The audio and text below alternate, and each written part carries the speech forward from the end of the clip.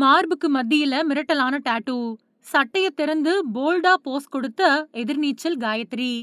தமிழ் சின்ன திரையிலயும் வெள்ளித்திரையிலயும் தன்னோட யதார்த்தமான நடிப்பால சமீப காலமா ரொம்ப பெரிய கவனம் பெற்று வரவங்க தான் நடிகை காயத்ரி கிருஷ்ணன்.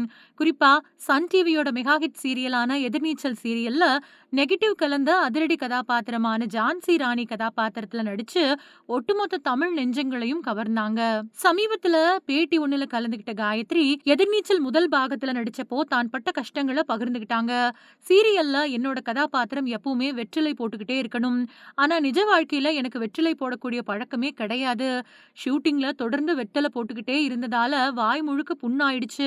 இதனால ஷூட்டிங் முடிஞ்சதும் தினமும் நேரா டாக்டர் கிட்ட போய் சிகிச்சை எடுத்துக்கிட்டு தான் வீட்டுக்கு திரும்புவேன் அப்படின்னு தன்னோட அர்ப்பணிப்ப சொன்னாங்க.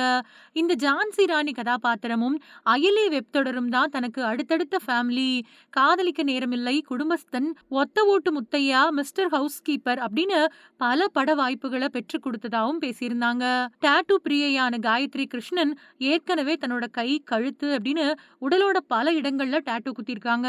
அந்த வரிசையில இப்போ மார்புக்கு மத்தியில சூரிய கதிர்கள், பிறை நிலா, அப்புறம் ஒரு சீரக்கூடிய பாம்பு இருக்கிறது மாதிரியான ஒரு செம பவர்ஃபுல்லான டாட்டூவை குத்திருக்காங்க.